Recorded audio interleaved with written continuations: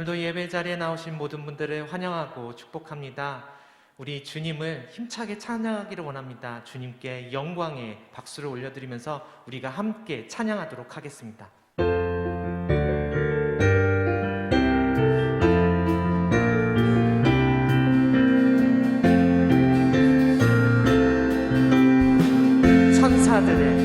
천사들의 노래가 하늘에서 들리니 산과 들이 기뻐서 메아리 쳐오르니 처음부터 다시 천사들의 노래가 하늘에서 들리니 산과 들이 기뻐서 메아리 쳐오른다.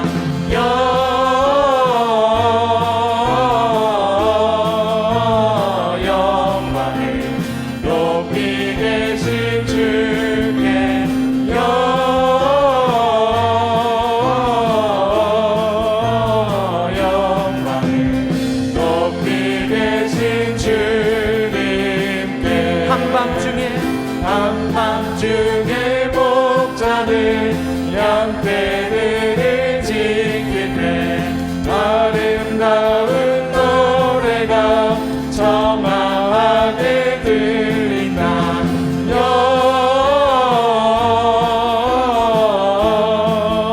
영광을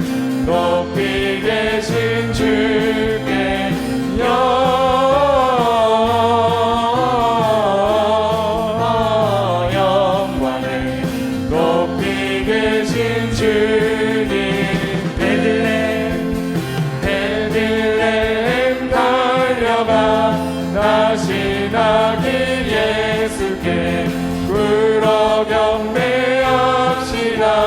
탄생하신 아기 영광을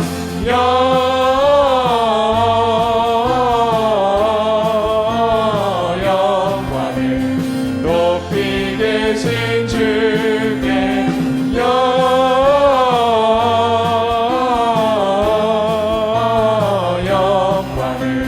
높이 계신 주님께 구유 안에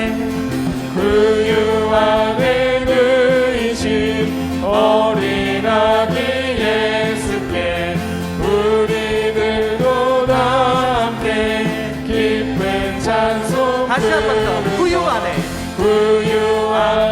누이신 어린 아기 예수께 우리들도 다 함께 기쁜 찬송 부르자.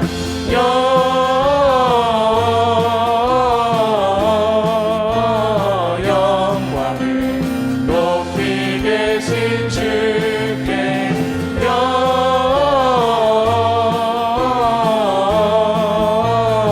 영광을 높이 계신 우리 1절로 다시 고백하겠습니다.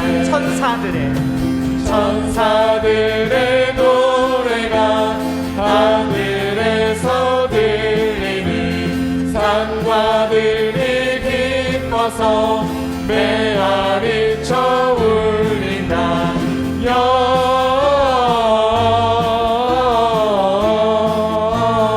영광을 높이 계신 주께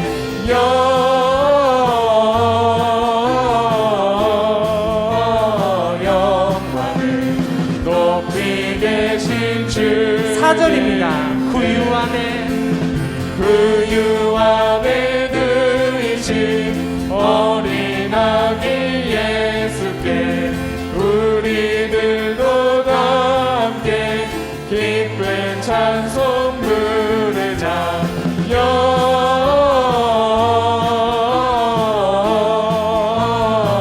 영광을 높이 계신 주께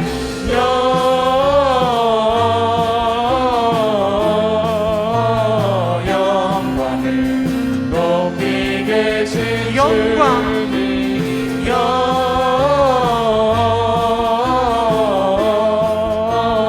영광을 높이 계신 주께 영광을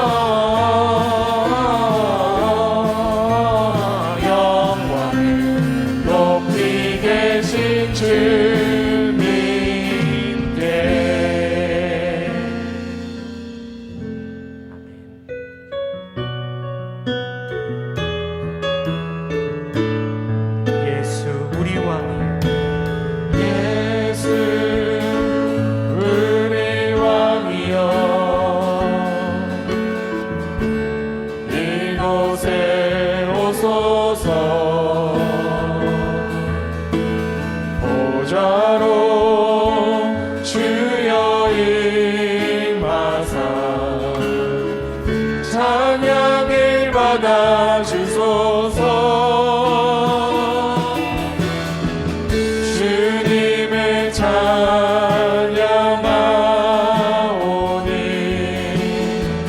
주님을 경배하오니 왕이신 예수여 오셔서 좌정하사 다스리소서. 예수 우리 왕이요 예수 우리 왕이여 이곳에 오소서. 보좌로 주여 임하사 찬양을 받아 주소서. 주님을 찬양하오니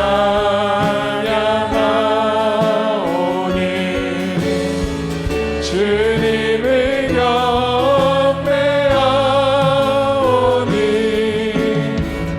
왕이신 예수여 오셔서 좌정하사 다스리소서.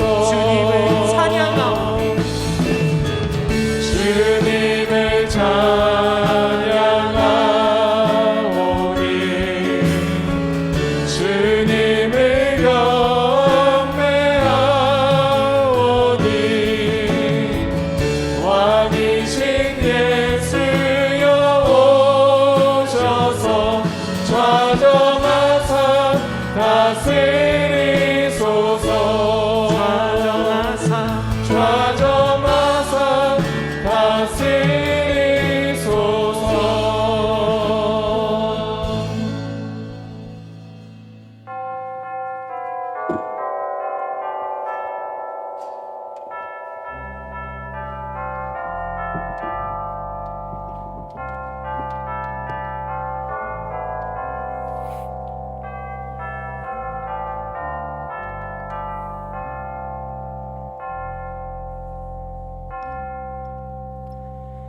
오직 나는 주의 풍성한 사랑을 힘입어 주의 집에 들어가 주를 경외함으로 성전을 향하여 예배하리이다. 죄인을 구원하여 주시는 하나님 아버지, 만세전부터 허물 많은 저희들을 택정하여 주시고 독생자 예수님을 이 땅에 보내주셔서 죄와 사망에서 건져주신 은혜에 감사를 드립니다. 오직 하나님의 은혜로만 구원을 받은 저희가 하나님의 자녀된 감격을 안고 성전으로 나와 예배를 올려드립니다. 마음과 뜻과 정성을 다해 드리는 우리의 예배를 기뻐 받아주시고 대림절 기간이 깊어갈수록 우리의 심령은 주님께로 더욱 가까이 다가서게 하여 주시옵소서. 모든 영광을 삼위일체 하나님께만 올려드리오며 예수님의 이름으로 기원하옵나이다. 아멘.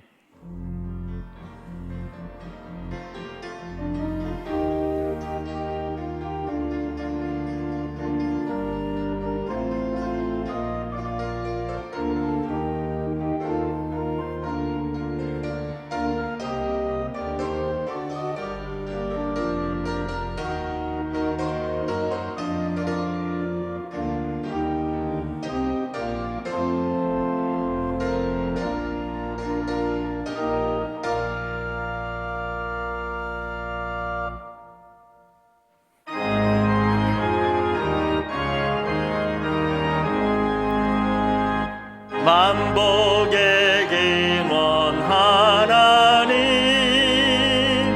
온 백성 찬송 드리고 저 천사여 찬송하세. 찬송 성부 성자 성령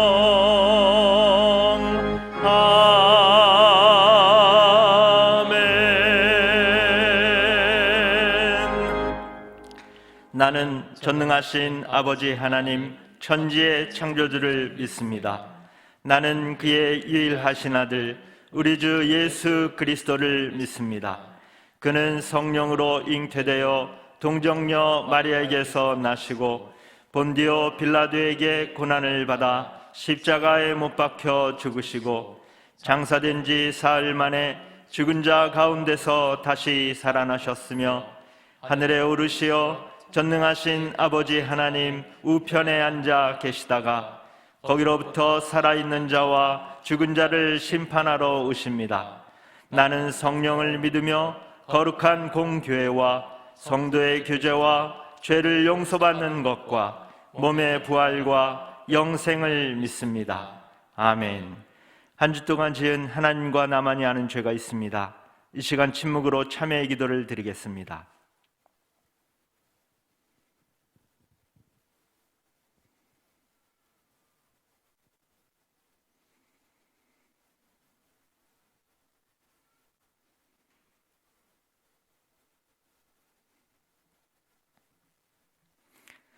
죄를 자복하는 우리들에게 주시는 사죄의 말씀이 있습니다.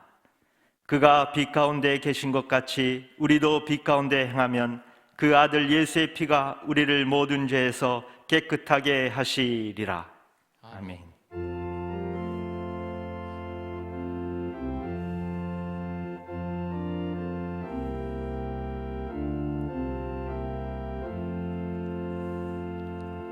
성시교독 117번 구주강림 3번입니다.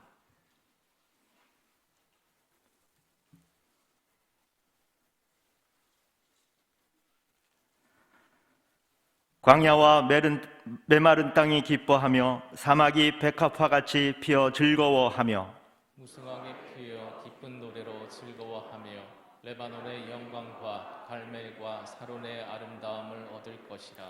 그것들이 여호와의 영광 곧 우리 하나님의 아름다움을 보리로다. 너희는 약한 손을 강하게 하며 떨리는 무릎을 굳게 하며 겁내는 자들에게 이르기를 굳세어라 두려워하지 말라. 보라 너희 하나님이 오사 보복하시며 갚아 주실 것이라. 하나님이 오사 너희를 구하시리라 하라. 그때에 맹인의 눈이 밝을 것이며 못 듣는 사람의 귀가 열릴 것이며 그때에 저는 자는 사슴같이 뛸 것이며 말 못하는 자의 혀는 노래하리니 이는 광야에서 물이 솟겠고 사막에서 시내가 흐를 것임이라. 뜨거운 사막이 변하여 못이 될 것이며 메마른 땅이 변하여 원천이 될 것이며 승냥이에 눕던 곳에 풀과 갈대와 부들이 날 것이며 거기에 대로가 있어 그 길을 거룩한 길이라 일컫는 바 되리니 깨끗하지 못한 자는 지나가지 못하겠고 오직 구속함을 입은 자들을 위하여 있게 될 것이라. 아멘.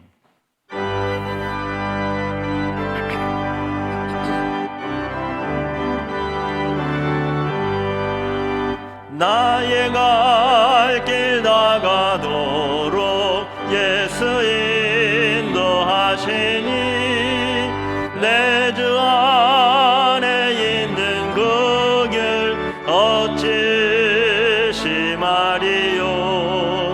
믿음으로 사는 자는 하늘 위로 받겠네. 무슨 예를 만나든지 만사 형통하리라. 무슨 예를 만나든지 만사 형통하리라. 나의 갈 길 다가도록 예수 인도하시니 어려운 일 당한 때도 족한 은혜 주시네. 나는 심히 고단하고 영혼 매우 가라나. 나의 앞에 반석에서 샘물 나게 하시네. 나의 앞에 반석에서 샘물 나게 하시네. 나의 갈 길 다가도록 예수 인도하시니 그의 사랑 어찌 큰지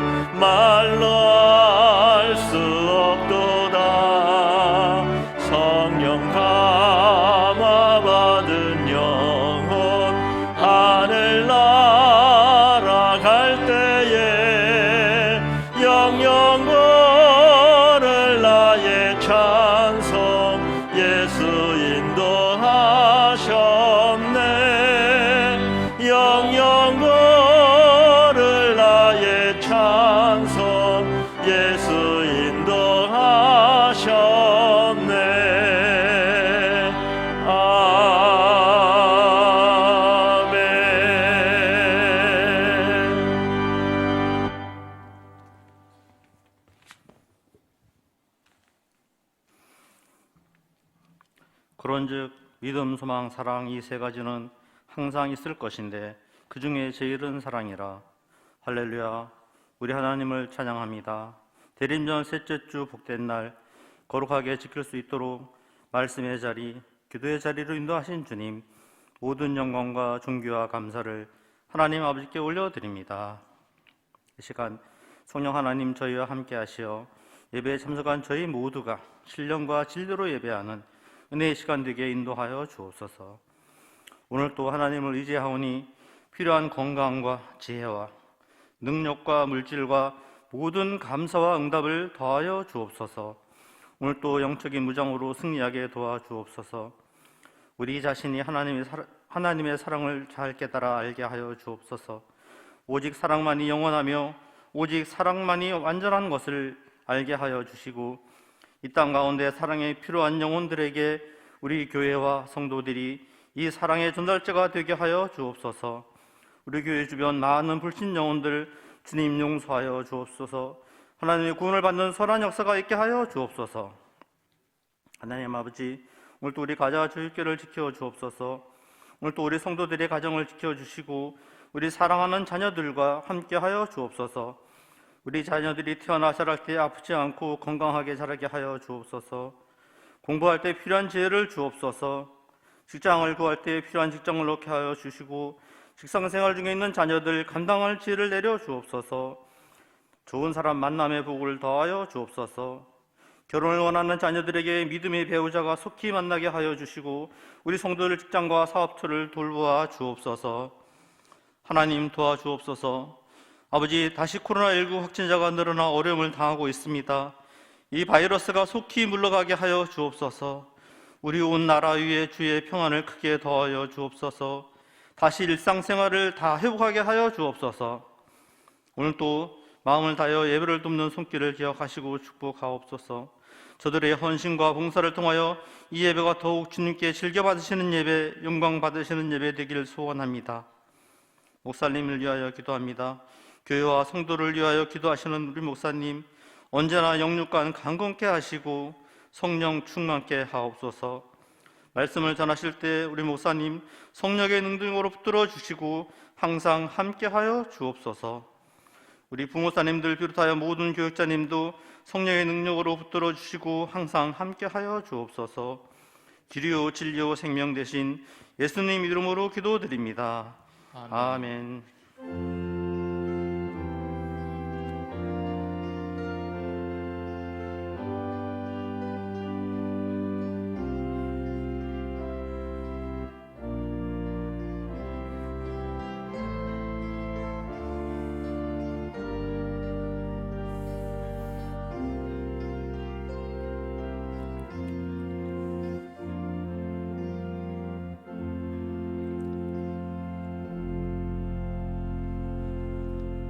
이 시간 하나님께서 우리에게 주시는 말씀은 출애굽기 2장 11절에서 15절입니다.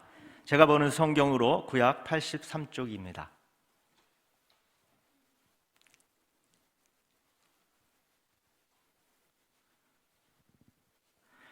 말씀을 봉독할 때에 하나님의 음성을 들으시기 바랍니다. 모세가 장성한 후에 한 번은 자기 형제들에게 나가서 그들이 고되게 노동하는 것을 보더니 어떤 애굽 사람이 한 히브리 사람 곧 자기 형제를 치는 것을 본지라. 좌우를 살펴 사람이 없음을 보고 그 애굽 사람을 쳐 죽여 모래 속에 감추니라. 이튿날 다시 나가니 두 히브리 사람이 서로 싸우는지라.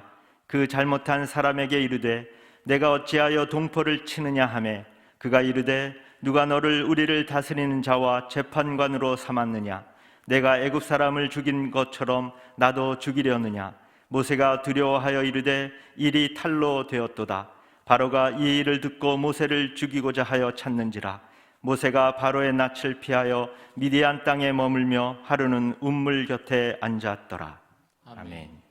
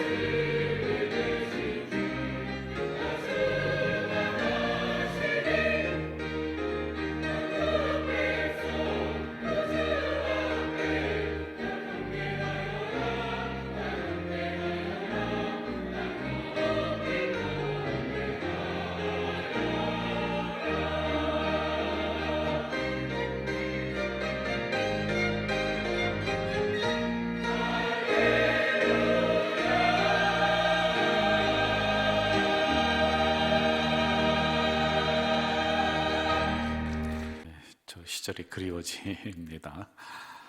우리 옆에 있는 분과 반갑습니다 인사 한번 하고서 말씀 들어갈까요? 반갑습니다. 코로나가 또 기승을 부리고 있는 이때 또 교회에서 이렇게 우리 공동체를 보니까 또 반가운 것 같아요. 정신의학자 키블러 로스라고 하는 사람이 있는데요, 저분이 2004년 8월에 세상을 떠났습니다. 그런데 이분이 세상을 떠나기 전에 무엇을 했느냐 하면은 죽음을 앞에 둔 사람을 상담을 하는 정신의학과 의사였어요.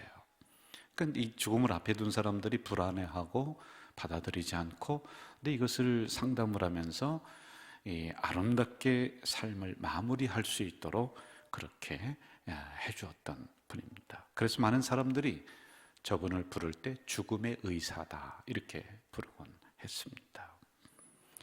노년이 되어서 자신의 재산을 다 모아서 한적한 곳에 가서 농장을 하나 이렇게 마련했고요, 거기에 센터를 하나 지었습니다. 그리고는 그런 사람들을 불러 모아서 치유해주고 죽음을 맞이할 수 있도록 잘 관리를 해주고 하는 치유센터. 그리고 특별히 이렇게 발표를 했습니다. 에이즈에 걸린 어린아이들이 많이 있었습니다. 그런 그 어린아이들을 불러서 이제 내가 그들을 돌봐주겠다라고 발표했을 때 그곳에 있던 주민들이 데모를 했습니다. 들어오지 마라. 왜냐하면 우리 집값 떨어지고 땅값 떨어진다. 그래서 가장 미움을 받는 사람이 되었다라고 이야기합니다. 1994년 그의 집에 불이 났습니다. 그 센터에 불이 나서 기둥뿌리까지 싹 타버렸어요. 알고 봤더니 불만을 품은 주민들 몇 명이서 와서 불을 질러버린 거예요. 이 소식을 듣고는 차를 타고 달려갔습니다. 그런데 시뻘건 불길이 솟아오르는데 뛰어 들어갈 방법이 없더라는 거예요. 그의 책에 나와 있습니다. 그런데 가장 아까운 게 뭐였느냐면은 싹 타버렸는데 그동안에 모아뒀던 연구 자료, 이게 목숨보다도 소중한 건데 하나도 건지지 못하고 모든 연구 자료, 모든 것들이 싹 불타버렸다고 합니다. 그 불은 그분의 모든 꿈과 보물들을 앗아가 버렸습니다. 이렇게 얘기해요. 울어야 될지 소리 질러야 될지, 주먹을 뻗어서 하늘을 향해 분노를 표출해야 될지 어떻게 할 줄 몰랐다. 충격에 빠져서 헤어나올 길이 없었다. 그런데 그러면 그럴수록 더욱 억울한 마음, 분노가 내 안에서 막 커지는 거예요. 다른 사람의 마음을 잘 다스려주는 정신의학과 의사였는데 자기에게 일어나는 이러한 분노들, 억울한 마음들을 다스릴 길이 없더랍니다. 결국에 그 어려움을 수용을 하면서 그는 이렇게 그의 마음을 기록을 하고 있습니다. 어쨌든 잃어버린 것은 물건에 지나지 않는다. 그것들이 아무리 중요한 것들이라도 생명과 바꿀 수는 없다. 나는 아직 몸이 멀쩡하다. 그래서 다시 일어나서 시내로 나가서 옷을 사고 먹을 것을 사고 센터를 다시 건립을 하고 그리고 어려운 사람들을 불러서 다시 치유해 주는 이 일을 계속했다라는 이야기입니다. 우리도 인생을 걷다 보면은 뜻하지 않은 무너지는 순간들을 맞이합니다. 실망합니다. 분노합니다. 당황합니다. 어느 때는 인생의 방향을 잃어버리기도 합니다. 모세의 인생은 세 단계로 구분을 합니다. 첫째 단계는 1세부터 40세까지 그는 왕궁 생활에서 편안함을 누립니다. 왕자였습니다. 그리고 2단계는 41세에서 80세까지 무슨 일인지 갑자기 그의 인생이 나락으로 떨어져서 광야에서 도망다니는 신세가 됩니다. 3단계는 81세에서 120세까지 하나님의 부르심을 받고 이스라엘 백성들을 가나안 땅 입구까지 인도하는 그 사명에 사용되어지는 3단계. 오늘 본문의 말씀은 2단계인 40세부터 시작하는 여기에 초점을 맞추고 있습니다. 오늘 본문 11절 이렇게 말씀하죠. 모세가 장성한 후에, 이것을 사도행전 7장에서는 나이가 40이 되었다, 장성했다, 40이 막 시작할 그때 여러분 40이라고 하는 40대, 50대 이때는 인생의 완숙기입니다. 20대에는 열정과 도전을 가지고 예술적으로, 그래서 떨어지는 낙엽을 보면서 시를 짓는 시인이 되기도 합니다. 그런데 여러분 40대가 들었으면서는 현실주의자가 됩니다. 가정이 있고 그리고 건사할 자녀들이 있기 때문에 현실주의자가 됩니다. 60대, 70대로 가면서는요, 종교가 아닌 사람이 없다는 거예요. 톨스토이가 얘기합니다. 왜 그러냐? 인생을 살아보니까 내 힘대로, 내 뜻대로, 내 생각대로 되지 않는다. 그러면서 하나님을 믿든지 무엇을 믿든지 간에 그렇게 종교인이 된다라고 합니다. 무엇인가를 새롭게 도전하고 시작할 수 있는 인생의 완숙기인 40을 시작을 하면서 모세는 인생이 무너지고 있습니다. 편안함이 보장되어 있는 왕궁 생활은 그를 부러울 것이 없도록 만들었죠. 그러나 성경은 한순간에 그의 인생이 나락으로 떨어졌다. 11절 이렇게 기록되어 있습니다. 한 번은 자기 형제들에게 나가서 그들이 고되게 노동하는 것을 보았다. 왕자의 신분이에요. 원래는 히브리 사람 하나님의 백성입니다. 그런데 성경은 무엇인가를 우리에게 알려주려고 하는 단어를 형제라고 하는 이 단어를 썼습니다. 하나님의 백성이었다라고 하는 것이죠. 내가 지금 비록 애굽의 왕자이지만은 나는 원래 이스라엘 백성이야. 나는 원래 히브리 민족이야. 나는 원래 하나님의 자녀야 라고 하는 것을 우리에게 들려주고 있습니다. 이런 모세는 두 가지의 사실을 밖에 나가서 우연하게 봅니다. 첫째는 히브리 노예들, 자기 형제들이 힘들게 노동하는 현장을 만납니다. 그 노역하는 현장에서 두 번째, 애굽 사람이 자기 형제를 죽도록 때리는 이런 상황을 맞닥뜨립니다. 여기서 고역으로 번역된 히브리어 시베르탐은 일반적인 의미의 노동이 아니라요, 죽도록 일을 하는 혹독한 노동입니다. 자기 형제를 치는 것을 본질화해서 친다라는 말은 쳐 죽인다 라고 하는 뜻입니다. 맞아 죽을 일이 다반사예요. 그때는 원래 그런 시대였습니다. 바로 그 광경을 모세가 보았다. 여기서 보았다라고 하는 히브리어는 강 건너 불구경하듯이 그렇게 스쳐 지나가면서 본 것이 아니라 매맞고 죽어가는 그 모습이 바로 자기의 모습이었다라고 하는 의미로 사용되어졌습니다. 주변에 사람이 없습니다. 이것을 확인한 모세는 이제 다가가서 자기 형제를 치는, 동포를 치는 애굽 사람을 잡아서 쳐 죽입니다. 그리고는 땅속에 묻어버립니다. 일단락된 것 같습니다. 그런데 문제는 그 다음부터 진행이 됩니다. 13절과 14절 이렇게 기록되어 있죠. 이튿날 다시 나가니 두 히브리 사람이 서로 싸우는지라 그 잘못한 사람에게 이르되 내가 어찌하여 동포를 치느냐 하매 그가 이르되 누가 너를 우리를 다스리는 자와 재판관으로 삼았느냐. 모세가 두려워했다. 형제끼리 싸웁니다. 그래서 말립니다. 그런데 너 어제 며칠 전에 그 애굽 사람 죽였지 않느냐. 다 들통이 나버리고 소문이 났습니다. 이것이 왕궁에까지 퍼져서 이제 애굽 왕은 왕자인 이 모세를 잡아서 죽이라는 명령을 내리게 됩니다. 여러분, 이상합니다. 왕자가 노예 하나 죽였들, 그리고 평민 하나 죽인들, 별로 그렇게 큰 문제는 아닙니다. 그런데 애굽 왕이 모세를, 왕자를 잡아 죽여라. 여러분, 모세를 보호할 만한 정치적인 기반이 없었습니다. 그를 보호해 줄 만한 사람이 없었다라는 것을 우리가 여기서 볼 수가 있겠지요. 이집트 왕자로 잘 나가던 사람이었습니다. 그러나 이제는 완전히 망가졌습니다. 비애감, 절망감, 좌절감을 가지고 목숨 하나 건지려고 하루아침에 곤두박질 친 이 모세는 도망가고 있습니다. 그래서 도망간 땅을 성경에서는 미디안이라고 기록을 하고 있죠. 왕궁에서 미디안까지의 거리는 730km입니다. 입니다. 15절 이렇게 말씀합니다. 바로가 이 일을 듣고 모세를 죽이고자 하여 찾는지라 모세가 바로의 낯을 피하여 미디안 땅에 머물며 하루는 우물 곁에 앉았다. 40이 시작되는 나이, 왕성하죠. 꿈을 꿀 수 있고 잘하면요 왕권을 물려받을 수 있는 왕자입니다.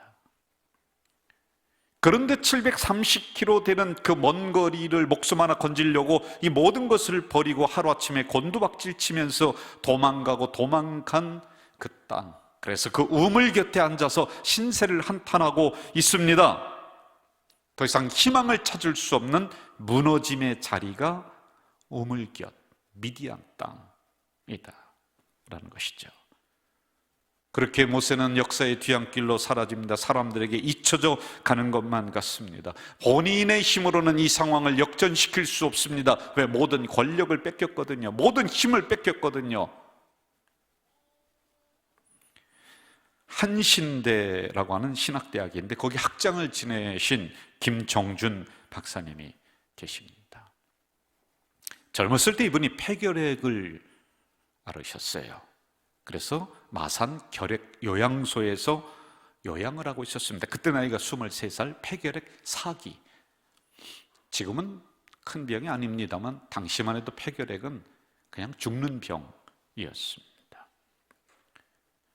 죽을 날만 기다리고 있는데 어느 날 침대에 누워서 할 일이 없습니다. 움직일 수가 없습니다. 그래서 언제 죽을까 손꼽아 기다리고 있는데 창문을 보니까 나비 한 마리가 열려진 창문에서 들어왔어요.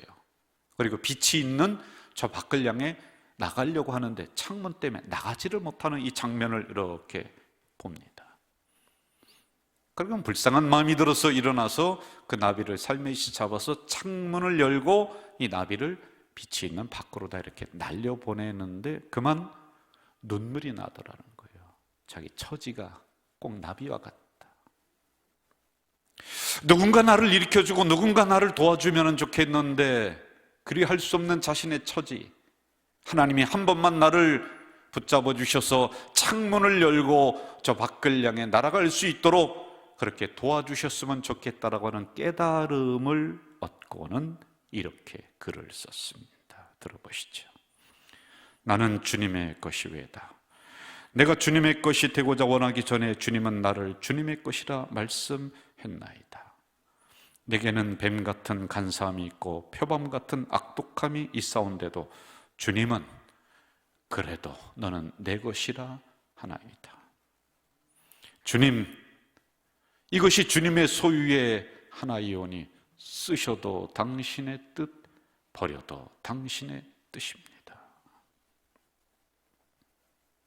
40을 시작하는 왕성한 모세는 꿈을 접습니다.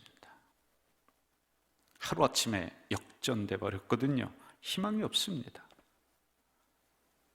혼자 헤쳐나갈 수 있는 방법도 없고 그럴 만한 여건도 안 됩니다. 그럴 만한 힘도 없습니다.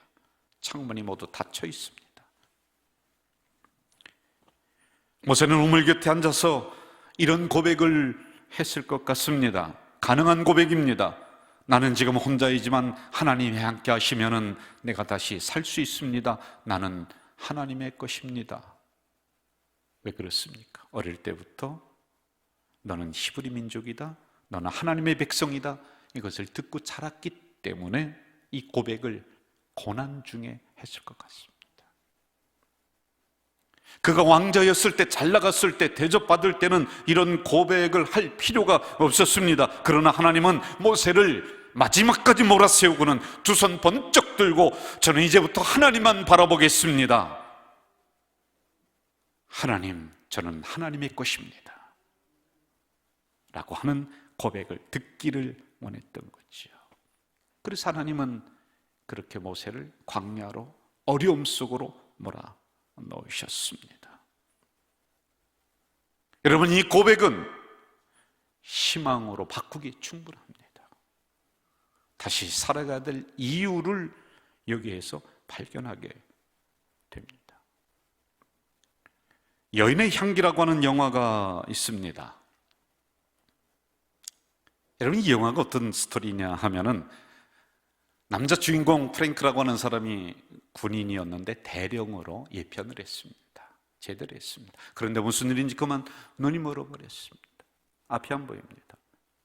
그러면서 성격이 점점 괴팍한 노인네로 발전합니다.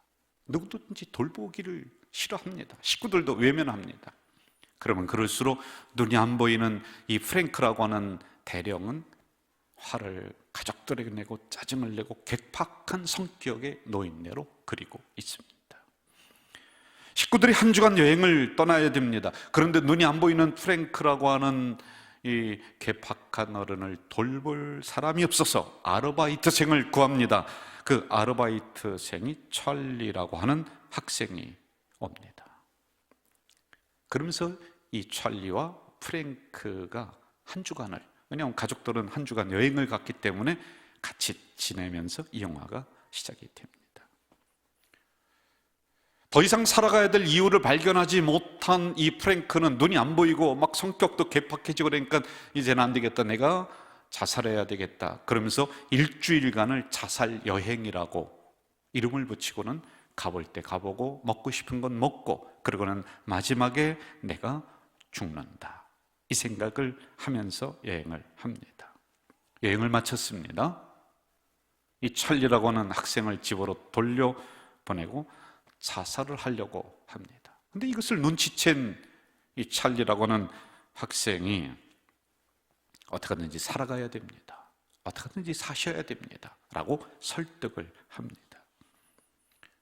사실 이 학생도 인생의 위기를 지금 맞이하고 있습니다. 그래서 학교를 더 가야 될지 말아야 될지 이런 어려움 속에 있죠. 이런 기로에 서 있는 학생. 이 프랭크는 이 찰리를 잠시 심부름을 보내고는 서랍 속에 숨겨뒀던 권총을 꺼내고는 자기의 머리에 대고 방아쇠를 당기려고 합니다. 이상한 낌새를 눈치챈 이 찰리는 심부름을 갖다 급하게 돌아와서 방문을 열고는 이 프랭크라고 하는 괴팍한 노인네를 말립니다. 안 됩니다. 안 됩니다. 떠나지 않으면 너도 권총으로 쏴서 죽이겠다. 그런데 이 학생은 그럴 수 없다. 그러자 이 괴팍한 노인네가 이렇게 소리 지릅니다. 네가 내 고통을 알아? 내가 얼마나 지금 어려움을 당하는지, 내가 얼마나 인생이 힘들지 내가 알기나 해? 그런 그를 계속 설득합니다. 왜 당신만 눈이 멀었다라고 생각을 하십니까? 왜 그렇게 자살하려고 합니까? 세상에는 눈먼 사람이 수백만 명이나 존재합니다. 그러자 이 괴팍한 노인네가 이렇게 얘기합니다. 그러면 내가 권총을 당기지 않고 자살하지 않고 살아가야 될 이유를 한 가지만 대봐라. 그 학생이 이렇게 얘기를 하죠. 여행을 하면서 어느 홀에 들어가서 이 괴팍한 노인네가 춤을 췄습니다. 그런데 그때 넘어진 그 여성을 향해서 이렇게 얘기를 했습니다. 춤을 추다가 보면은 스텝이 엉킬 때가 있어요. 그러면 다시 일어나서 춤을 추면 돼요. 그게 인생이에요. 이걸 들었어요. 그렇게 얘기했잖아요. 그냥 지금 잠시 스텝이 엉킨 거예요. 잠시 길을 가다가 발이 꼬여서 넘어진 거란 말이에요. 오물 곁에 앉아서 여러분, 인생은 뒤죽박죽이야. 내가 한순간에 이렇게 나락으로 떨어질 수 있는가? 이런 모세에게 다가오셔서 하나님이 말씀하십니다. 아니야, 잠시 걸어가다가 스텝이 엉켜서 넘어진 것뿐이야. 일어나서 다시 너의 인생의 춤을 추면 돼. 내가 너와 함께 하고 있잖아. 여러분, 전국 노래자랑 하면은 누가 생각나죠? 송혜 선생님. 저는 그분이 나와서 전국 노래자랑 하면은 사람들이 막 박수를 치고 환호하고, 그럼 이분이 막 우스갯소리도 하고 밝고 건강하고, 그 노년이 되기까지 그 MC를 그렇게 계속 맡았습니다. 그분을 보면은 어려움을 하나도 겪지 않은 것처럼 그렇게 밝은 모습으로 수많은 사람들에게 보여집니다. 그런데 이분의 기사를 제가 보다가 깜짝 놀랐어요.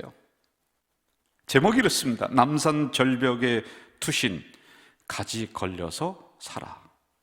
이게 뭐냐면요, 실향민입니다. 그때 딴따라라고 하면서 알아주지 않았습니다. 유랑 생활을 하면서 너무 힘들어서 이제 남산에 올라가서 절벽에서 뛰어내렸습니다. 그런데 그만 소나무 가지에 걸려서 살아났다는 이야기를 제가 들었습니다. 야, 이렇게 밝게 전국 노래자랑 하는 이런 분에게도 그 인생에 숨겨진 이야기가 있구나. 20살 먹은 아들이 한강 다리를 건너다가 그만 차에 치여서 죽었습니다. 그 차는 뺑소니 도망가 버렸습니다. 지금도 한강 다리를 건널 수 없다. 왜? 가슴이 아프고 두근거려서. 밝고 건강한 이미지 뒤에 이런 아픔이 있다는 것을 제가 들으면서 이게 인생이구나. 겉보기에는 아무렇지도 않습니다. 그냥 웃으면서 사람들에게 밝은 미소를 던져줍니다. 그러나 그분도 인생이 꼬인 거예요. 스텝이 엉켜서 넘어졌습니다. 그런데 거기에 주저앉지 않고 다시 일어나서 엉킨 스텝을 풀고 다시 그 길을 걸어갔던 것이죠. 실망하는 모세 앞에 하나님은 나타나서 아니야, 괜찮아, 잠깐 꼬인 거야. 그 스텝 다시 풀면 돼. 일어나서 나와 함께 너의 인생에 아름다운 춤을 추자. 여러분, 이스라엘 백성들이 애굽 생활한 것을 430년으로 보고 있죠. 그러는 동안에 사실 이스라엘 백성들은 하나님이라고 하는 분을 잊어버렸습니다. 그러나 하나님은 단 한 번도 자기 백성을 잊은 적이 없었어요. 그 증거를 23절에서 이렇게 이야기합니다. 이스라엘 자손이 고된 노동으로 말미암아 탄식하며 부르짖으니 부르짖는 소리가 하나님께 상달되었다. 상달되었다는 것은 마치 연기가 피어올라서 향이 피어올라서 하나님 앞에 도달했다. 24절에서는 이렇게 말씀합니다. 하나님이 그들의 고통 소리를 들으시고 그들의 언역을 기억하사. 여기서 여러분, 들으시고라고 하는 말은 주의 깊게 경청했다 라고 하는 뜻입니다. 그냥 내가 지금 막 지나가면서 어쩌다 들리는 소리가 아니라 하나님은 이스라엘 백성들이 그들이 자기를 잊어버린다 할지라도 늘 그들의 소리에 귀를 기울여 주셨다. 귓전으로 흘려 들었다는 게 아닙니다.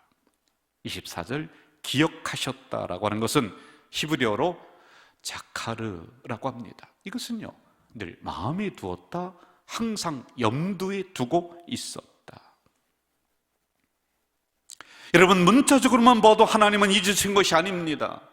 그들의 신음소리에, 그들의 울음소리에, 그들의 상처받은 그 마음소리에 늘 귀를 기울이시고 귀를 쫑긋 세우시고 언제든지 듣고 계셨다. 스쳐 지나가셨던 하나님이 아니라 늘 그들을 마음에 두고 보고 계셨다라고 하는 것입니다. 그러므로 하나님은 이스라엘 백성들을 단 한 번도 잊은 적이 없으셨던 아버지였습니다. 제가 신학을 시작할 즈음 어머님이 돌아가셨습니다. 홀로 계신 아버지가 자녀들을 권사하고 이렇게 하는 게 안 되시더라고요. 어머님이 돌아가시니까 늘 우울해 계시면서 농사도 안 짓고 그냥 그렇게 시간을 보내셨습니다. 6남매 중에 제가 4번째인데 그렇게 아내를 잃고 우울해 계신 아버지가 제가 대학을 가서 공부하고 신학을 한다고 해서 저를 막 살갑게 보살펴주고 그러지는 못하셨던 것 같아요. 본인도 힘들으셨겠죠. 가끔 집에 가서 제가 손을 벌립니다. 아버지, 이렇게 학비가 좀 필요합니다. 저를 마땅히 도와줄 그 형제가 없었으니까. 그러면 매몰차게 저에게 이런 얘기를 하셨습니다. 야, 이놈아, 주의 종이 된다는 놈이 너는 하나님이 먹이시고 하나님이 입혀주실 거야. 그런데 사실은 그게 믿음이 있어서 그 소리를 한 게 아니에요. 그렇게 저를 그냥 방치해 두셨죠. 하나의 핑계였습니다. 그러면서 늘 차갑게 그때 저를 대해주셨습니다. 그렇게 도움을 받지 못하면서 대학과 그리고 신학대학을 공부한다는 것 어려웠습니다. 차비가 없어서 학교를 못 간 적이 아주 많았습니다. 점심을 못 먹는 것은 그냥 일상적인 일이었고요. 제가 과대표를 냈습니다. 그런데 졸업 여행을 가야 되는데 그 준비를 제가 다 해놓고는 저는 경비가 없어서 못 갔고, 그리고 또 마땅히 입고 갈 옷도 없더라고요. 양복 하나를 가지고 봄, 여름, 가을, 겨울을 입으면서 사역을 그 현장에서는 또 양복을 입어야 되니까 그렇게 하는 건 그냥 일상적인 일이었습니다. 와이셔츠 하나 가지고 1년을 견디는 것, 그래서 이 목이 다 헤어지고 여기 오래 입다 보면은 누런 그 때가 이렇게 낍니다. 좀 빠지지 않는 그런 때입니다. 그 해는 겨울이었습니다. 눈이 엄청 많이 내렸는데요, 차가운 자취방에서 사역을 마치고 돌아왔는데 너무 힘든 거예요. 그래서 아버지가 계신 청주에 좀 갔으면 하는 그런 마음이 들어서 그 눈길을 헤치고 청주에 갔습니다. 아버지가 저를 쳐다보더니 별 반응이 없으시더라고요. 그냥 돌아 누우셔서 그렇게 또 잠을 청하셨습니다. 굉장히 원망스럽더라고요. 그리고 이어서 제가 다시 차가운 자취방으로 그 밤에 다시 돌아오면서 정말 서러운 눈물이 저도 모르게 이렇게 흘렀습니다. 설교를 준비하다가 느닷없이 그때 기억이 떠오르는 거예요. 그게 왜 그랬는지 모르겠어요. 그때 아버지가 나를, 야 이놈아 너는 주의 종이니까, 그런데 그게 핑계였구나, 마음에 와닿지 않는구나, 나를 외면하셨구나, 이게 떠오르는 거예요. 그러면서 설교 준비하다가 느닷없이 언젠가 불렀던 찬양 하나가 흥얼거리게 되면서 많은 눈물을 제가 흘렸더랬습니다. 같이 한번 부를까요?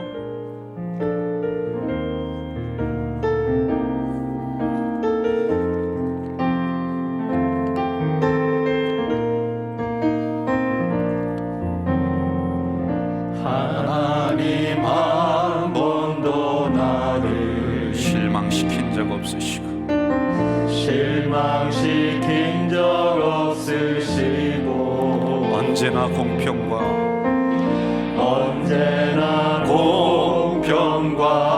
은혜로 나를 지키셨네.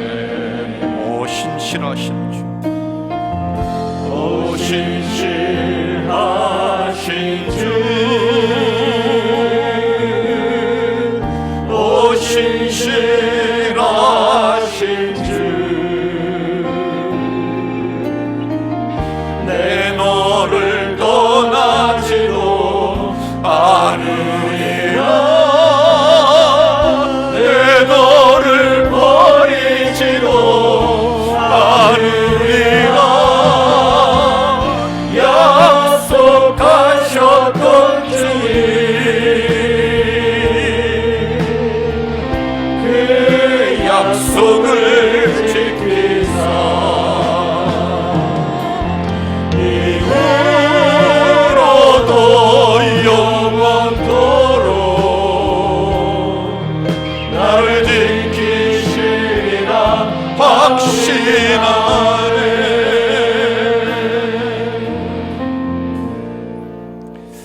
아마 그랬던 것 같아요. 육신의 아버지는 이런 어려움 속에서 나를 외면하고 나를 방치하는 것 같았지만은, 그래 하나님은 나를 한 번도 잊은 적이 없으셨구나, 이 생각이 났던 것 같아요. 그래서 이 찬양을 하면서 제가 설교하다가 그때 일을 기억하면서 또 많이 울었더랬습니다. 모세가 광야에서 우물 곁에서 고생하면서 들었던 음성, 나는 너를 잊은 적이 없다, 너는 단 한 번도 내 아들이 아닌 적이 없었다. 여러분, 이후에 모세의 태도를 보십시오. 어려운 사막길을 걸어갈 때도 눈길 한 번 다른 곳에 두지 않습니다. 수많은 사람들이 자신을 원망할 때도 그는 다른 곳에 눈길 두지 않고 사명 앞에 눈길 두며 그 길을 묵묵하게 걸어갑니다. 왜? 하나님이 여전히 내가 혼자일 때도 함께 하시는구나, 이걸 알았기 때문에 그렇습니다. 며칠 전에 제 방으로 권사님 한 분이 찾아오셨습니다. 목사님 하면서 오는데요, 말을 안 해도 제가 다 알겠어요. 어렵고 힘드니까 이 사명을 좀 내려놨으면 좋겠다. 성가대 지휘를 하시는 권사님께서 여기 오셨을까요? 죄송합니다. 제가 그분의 마음을 잘 알거든요. 목자의 심정으로 찬양대를 지휘를 하시면서 이렇게 합니다. 그런데 김 권사님이 만약에 그 찬양대 안 나온다 그러면 내가 지난주에 뭐 잘못해서 그런가, 이 마음이거든요. 그게 늘 쌓이는 거예요. 그리고 박 권사님이 찬양을 할 때 얼굴이 굳어있다 그러면 내가 혹시 무슨 실수한 것이 없는가, 이게 이제 늘 부담이, 지도자는 그런 부담을 가지고 살아가요. 그러면서 힘들고 지치고, 그래서 목사님 더 재능이 있고 더 그런 사람에게 좀 맡겼으면 좋겠다라고 하는 이런 이야기였습니다. 그분만 그럴까요? 여기 이 자리에 계신 여러분들도 주어진 사명 앞에 다 내려놓고 싶고 갈등하고 있을 겁니다. 교회만 그런가요? 여러분 혹시 삶의 무너짐의 자리에서 힘겹게 버티고 있는 분들도 이 자리에 있습니다. 그런데 꼭 기억하시기 바랍니다. 홀로 걸어가는 그 길에서도 너는 혼자가 아니다. 단 한 번도 내 백성이 아닌 적이 없었다. 나는 너를 단 한 번도 잊은 적이 없다. 기도하겠습니다. 하나님, 힘겹게 여기까지 우리가 걸어오고 또 걸어 나갑니다. 주신 사명 앞에 혼자인 것 같아서 내려놓으려고 할 적이 많았습니다. 인생길 걸어갈 때 힘겹게 홀로 버티고 있는 것만 같았습니다. 오늘 주신 말씀, 홀로 걸어가는 그 길에서도 너는 혼자가 아니다. 너는 단 한 번도 내 백성이 아닌 적이 없었다. 나는 너를 잊은 적이 없었다. 그 하나님 붙잡고 남은 2021년 12월 승리하게 하시고 다가오는 새해도 이 믿음 가지고 전진해 나가는 우리 공동체가 되도록 인도해 주시옵소서. 예수님의 이름으로 기도하옵나이다. 아멘.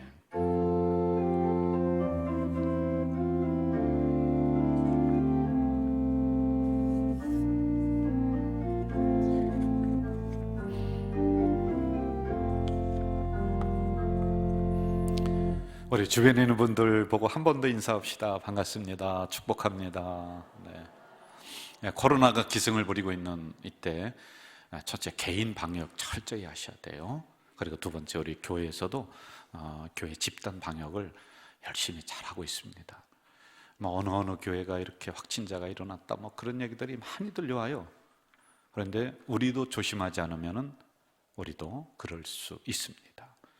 여러분 더 특별히 조심하면서 혹시 변화되는 사항들이 있으면 당회에서 논의하고 결정된 걸 우리 성도님들에게 알려드리도록 이렇게 하겠습니다.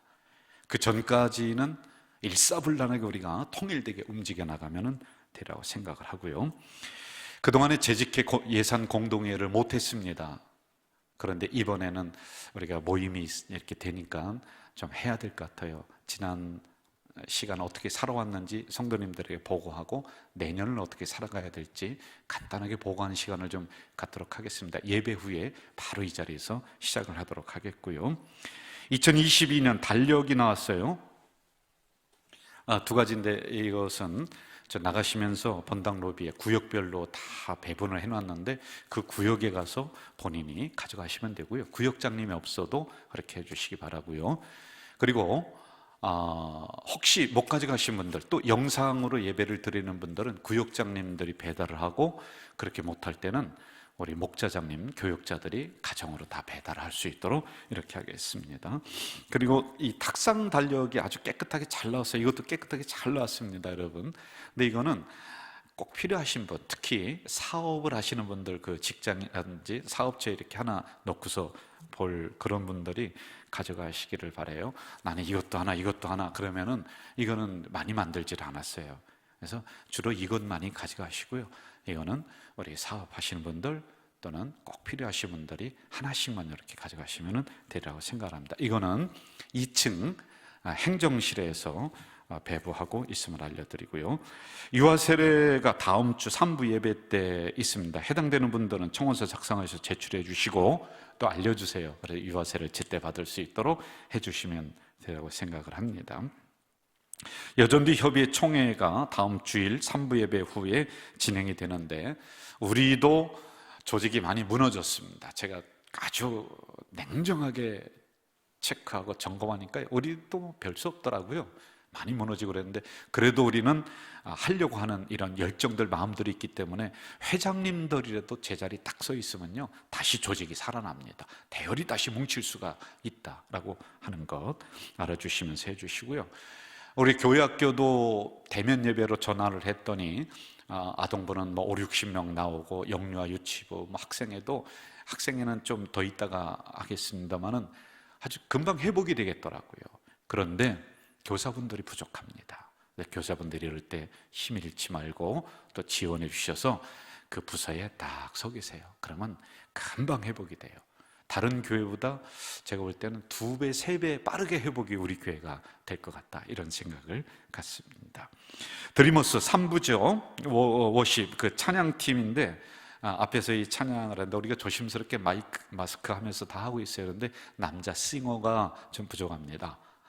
좀 신청해 주시면 고맙겠습니다. 2022년 신년 부흥회가 1월 16일부터 18일 저녁으로만 있어요. 주일, 월, 화 이재철 목사님 모시고서 우리가 부흥회를 계획을 했습니다. 1년 전에 약속을 해서 지금 이렇게 하고 있는데 그때 셧다운이 된다. 그럼 이제 부흥회도 못하겠지만은 그렇게 되기 전에 우리 당에서 논의하고 만약에 그렇게 된다면 알려드릴 겁니다. 그러나 그런 일이 없으면은 우리가 이 부흥회를 하나의 전환점으로 삼기 위해서 진행을 하자. 많은 분들이 못 오더라도 영적인 전환점이 우리가 될 것이다. 이 생각을 가지고 진행을 하고 있습니다. 여러분 기도해 주시고 많이 알려주시기를 바라겠어요. 50주년 기념행사 관련자로 계속 모집한다는 거 봐주시고요. 성도 교제란을 보시면서 장례 당하신 분 많이 위로해 주시고요. 결혼 광고입니다. 충성목장 1구요 최우혁 씨와 황은진 권사님의 장녀 최유림 양과 오덕종 씨와 이미순 씨의 장남 오승봉 군의 결혼식이 12월 18일 11시 30분 인천 그랜드 호텔에서 있고요. 교회에서는 10시 30분에 출발하도록 하겠습니다. 이창신 목사님에게 문의하시면 되겠고요. 이남선교회 총회 예고입니다. 다음 주에 3부 예배요. 남선교회도 우리 조직을 다시 잘 정비를 해주세요. 저도 남선교회 회원입니다. 나는 뭐 목사니까, 나는 장로니까 남선교회 안 해. 절대 그렇지 않습니다. 목사도 남선교회 회원이에요. 그러면 여러분, 장로님들, 한수집사님들 먼저 앞장서서 남선교회를 여러분들이 안 들어가면 누가 세우겠습니까? 그래서 꼭 좀 잘 조직을 세워 주십사는 부탁이고요. 그리고 이 달력은 헌물해 주신 분이 있습니다. 감사합니다. 여러분 이 시간에 우리 하나만 더 할게요. 성탄 예배는 25일 오전 11시 30분 한 번만 드릴 거예요. 전에는 1부, 2부로 드렸는데 이번에는 한 번만 25일 11시 30분 이 자리에 나와서 예배 드리도록 하겠습니다. 여러분 다 함께 일어나셔서 주변에 있는 분들과 인사합니다. 한 주간 승리하십시오. 한 주간 승리하세요.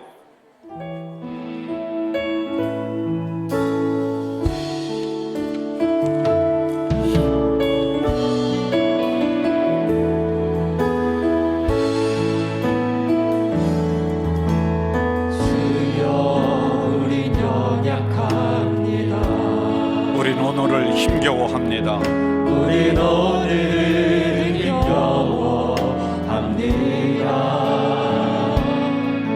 주 뜻 이루며 살기 위해 부족합니다. 우린 연약합니다. 주여 우린 넘어집니다.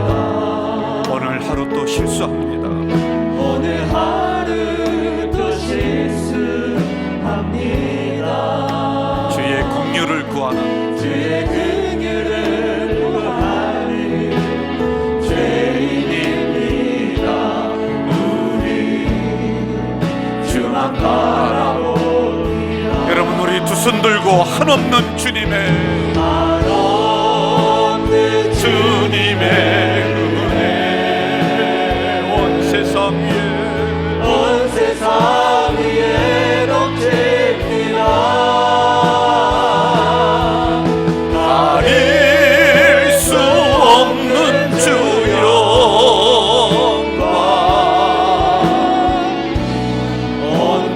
위에 충만합니다.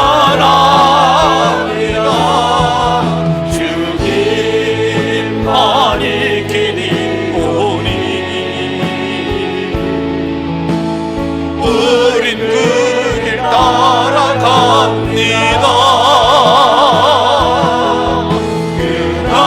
그날에 우리를 이루신 주는 완전합니다.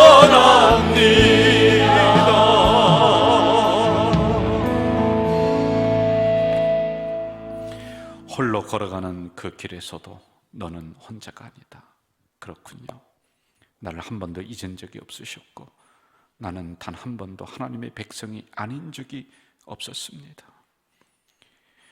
나에게 하나님이 나의 주인이시고 하나님이 나를 다시 살리실 수 있습니다.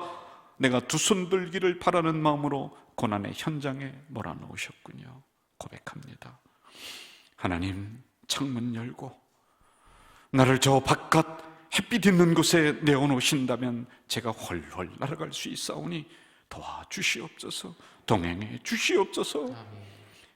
이러한 마음으로 남은 12월 감당하게 하시고 혼자가 아니기 때문에 주신 사명 넉넉히 감당하는 우리 공동체가 될 수 있도록 도우시고, 혹시 인생의 무너짐의 자리에서 좌절하고 있는 주의 백성들 있습니까? 너는 혼자가 아니다, 이 말씀 하시오니 다시 힘을 내서 스텝이 잠깐 꼬인 것뿐입니다.